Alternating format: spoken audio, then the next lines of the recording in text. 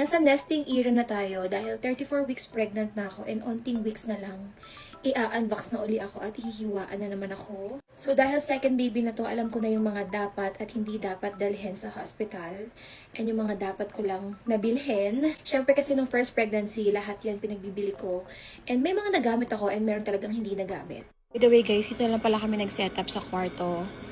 And ito ang aking breastfeeding chair. And then, natapos na ni Haji itong cabinet na in-order namin. Hindi siya talaga tapos at hindi pa ako nakakapag-organize masyado. Actually, meron akong gustong i-share sa inyo kasi meron akong bago na-discover. This is the diaper from Tiny Buds. Try na to ni Baby Marco.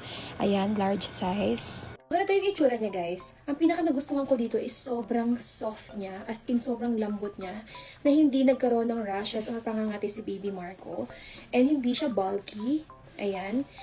Meron din siyang indicator. Malalaman mo din kapag puno na din yung diaper. Lalo na yung ditong part, parang ang sarap-sarap niyang suotin kasi sobrang lambot niya.